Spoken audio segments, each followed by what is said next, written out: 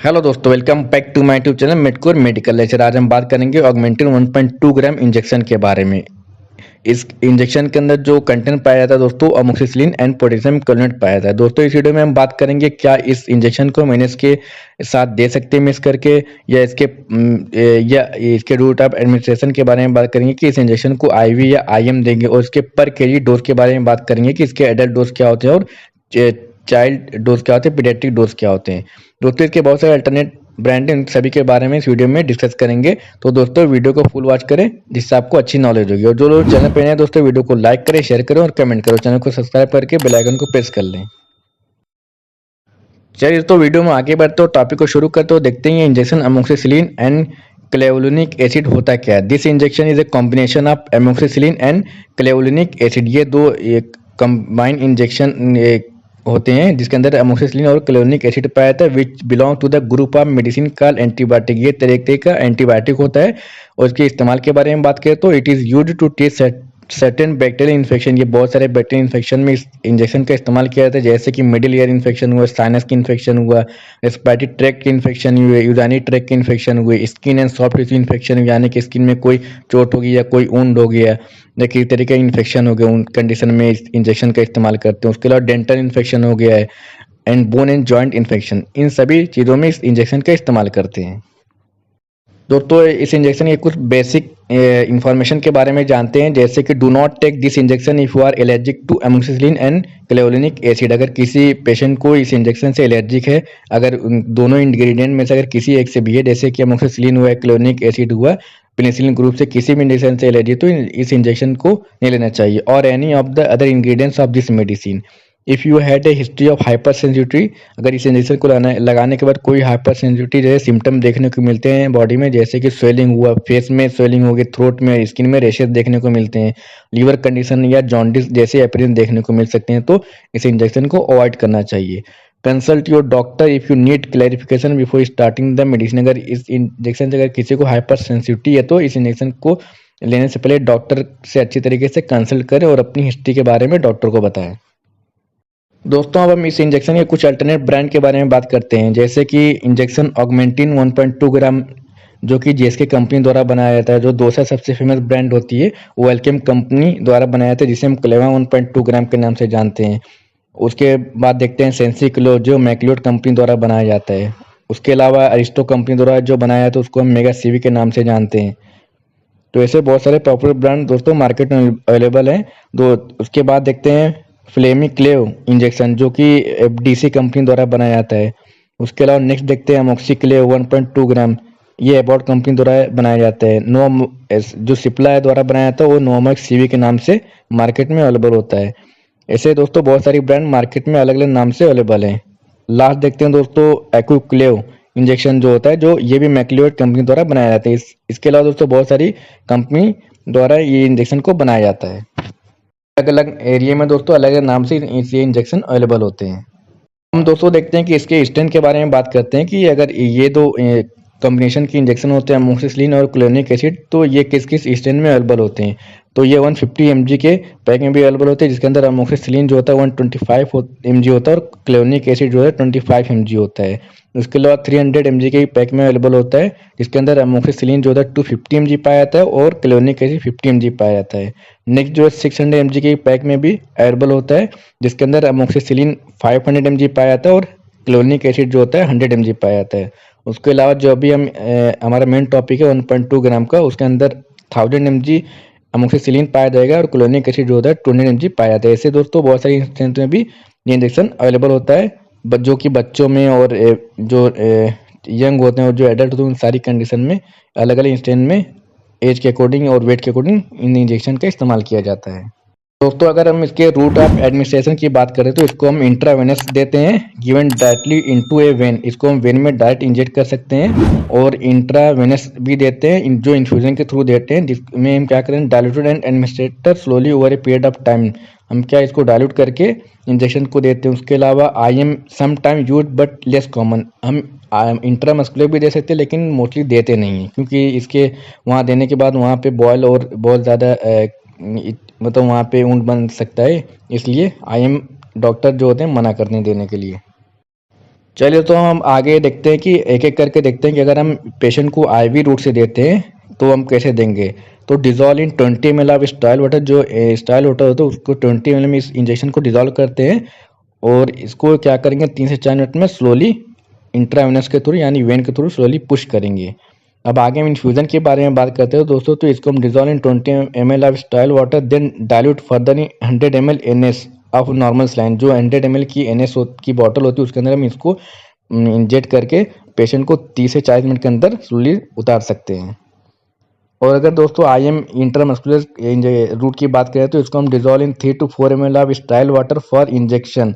इसको हम 3 से 4 ml के जो स्टाइल वाटर होते हैं उसके अंदर डिजोल्व करेंगे और पेशेंट को इंट्रामस्कुलर लार्ज मसल में जैसे कि ग्लूटेस मैक्सिमस होती है और थाई की मसल में इसको इंजेक्ट करते हैं अगर हम इंट्रामस्कुलर देते हैं तो इसके वर्क के बारे में बात करते हैं दोस्तों कि ये जो इंजेक्शन होता है ये वर्क कैसे करता है। This injection combines two medicine, ये दो मेडिसिन से मिलाकर इस इंजेक्शन को तैयार किया जाता है, जो कि पहली अमोक्सिसिलिन और दूसरा जो क्लोनिक एसिड होता है। तो पहले हम बात करेंगे दोस्तों अमोक्सिसिलिन के बारे में, जो एक तरीके का एंटीबायोटिक होता है और पेनिसिलिन ग्रुप से बिलोंग करता है।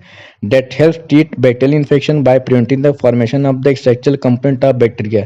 यह करता है बैक्टीरियल के इन्फेक्शन को प्रिवेंट करता है और उनके स्ट्रक्चरल के जो कंपोनेंट होते हैं उनके फॉर्मेशन को भी रोकता है, which is essential for the survival of bacteria, जो वहाँ पे बैक्टीरिया के ग्रोथ और सर्वाइवल को रोकता है।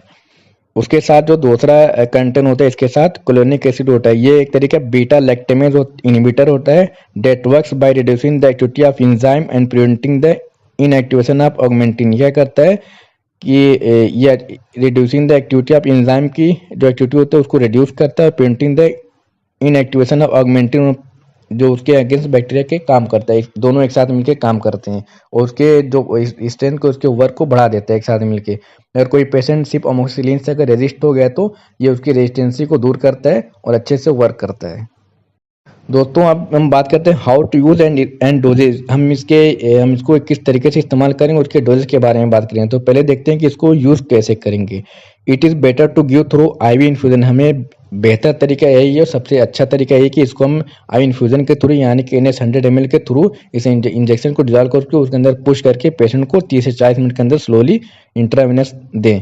तो इसको रेडी करने के दोस्तों क्या करेंगे, इसके साथ स्टाइल वाटर मिलता है उसको 10 ml पाउडर में डिजोल्व करके अच्छे से शेक करके इस इंजेक्शन को रेडी करेंगे। उसके बाद हम जो NS होता है इन्फ्यूजन होता है उसके अंदर डिजोल्व करके पुश कर देंगे और पेशेंट को 30 से 40 मिनट के अंदर जाने देंगे। दोस्तों इसके डोजेस के बारे में बात करें तो इसका जो डोज होता है 50 to 100 mg पर kg पर डे होता है। तो जैसे एग्जांपल के तौर पे बात करें, अगर किसी पेशेंट का बॉडी वेट 50 kg है तो अगर हम मिनिमम डोज लेकर चलते हैं, अगर 50 kg का हम एज्यूम करके चलते हैं तो अगर किसी का वेट 50 kg है और 50 mg लेकर चलते हैं तो 50 × 50 कितना हो जाएगा 2500 mg हो जाएगा। और फिर उसको हम 2 से डिवाइड करेंगे 2 डिवाइडेड डोज में, तो पेशेंट को एक टाइम 1200 mg जाएगा और 2 से 500 जाएगा यानी कि 1.2 ग्राम के आसपास जाएगा और जो इवनिंग में भी जाएगा 1.2 ग्राम। तो हम सुबह शाम 1.2 ग्राम के इंजेक्शन पेशेंट को दे सकते हैं और उसी तरीके से हम पीडियाट्रिक डोज को भी कैलकुलेट करेंगे उसके वेट के अकॉर्डिंग। तो दोस्तों अब हम वीडियो में आगे बढ़ते हैं उसके देखते हैं डिटेल में इसके यूजेस के बारे में। Uses of amoxicillin and clonic acid के कंप्लीट यूजेस के बारे में बात करते हैं। तो इसका जो मोस्टली यूज होता है दोस्तों, साइनस अगर किसी को हुआ है एंड मिडिल ईयर इन्फेक्शन होता है तो इसी कंडीशन में इस इंजेक्शन का बहुत ही अच्छा रिजल्ट देखने को मिलता है, बहुत ही अच्छा काम करता है और उसको रिकवरी में जल्दी लाता है। इसके अलावा रेस्पिरेटरी ट्रैक का कोई इन्फेक्शन हो गया है, यूराइनरी ट्रैक का इन्फेक्शन हो गया जिसे हम शॉर्ट फॉर्म में यूटीआई बोलते हैं, soft tissue and skin infection हो गया यानी कि स्किन में किसी भी तरीके का अगर इन्फेक्शन हो गया है, इसके अलावा डेंटल इन्फेक्शन यानी दांत में किसी तरीके का संक्रमण हो गया है, उन सारी कंडीशन में इस इंजेक्शन का इस्तेमाल करते हैं। उसके अलावा बोन एंड जॉइंट के इन्फेक्शन हो गए, निमोनिया अगर किसी को हो गया बड़ों में या बच्चों में, ब्रोंकाइटिस हो गई, लंग्स में स्वेलिंग हो गई है, उन सारे कंडीशन में इस इंजेक्शन का इस्तेमाल करते हैं। उसके अलावा दोस्तों अगर किसी को वेट कफ हुआ है या पोस्ट ऑपरेटिव कोई पेशेंट है यानी कि पोस्ट सर्जरी के बाद भी वुंड को हील करने के लिए इस इंजेक्शन का इस्तेमाल करते हैं, बहुत ही जल्दी रिकवरी देखने को मिलती है। एक्सीडेंटल इंजरी अगर किसी का एक्सीडेंट हो गया है, इंजरी वगैरह हो गई है तो वुंड हीलिंग में इस इंजेक्शन का अच्छा रोल प्ले होता है।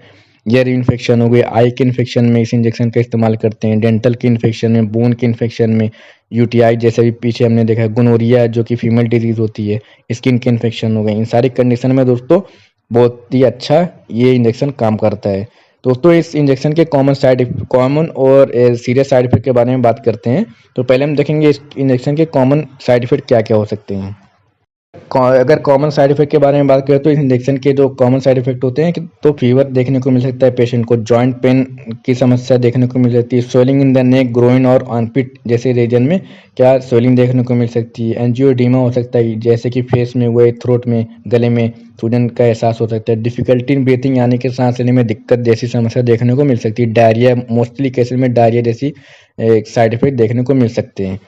अब दोस्तों हम इसके सीवियर साइड इफेक्ट के बारे में बात करें तो जैसे allergic reaction such as skin rashes हो सकते हैं इस इंजेक्शन के बड़े सीरियस साइड इफेक्ट में। ब्लड वेसल्स में इन्फ्लामेशन देखने को मिल सकता है यानी कि उसकी जो रेड और पर्पल स्पॉट देखने को मिल सकते हैं जो वेन ब्लड वेसल्स होती हैं उसके आसपास के एरिया में।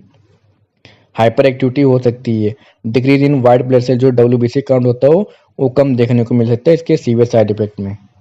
देखते हैं दोस्तों कि इसके काउंटर इंडिकेशन के बारे में बात करते हैं। तो अगर अमोक्सिसिलिन और clavulanic acid injection is counter indicated in hyper sensitivity to amoxicillin of any penicillin, अगर किसी पेशेंट को हाइपर सेंसिटिविटी है इस इंजेक्शन से तो उस कंडीशन में ये इंजेक्शन उसके लिए काउंटर इंडिकेटेड होगा यानी कि मना है।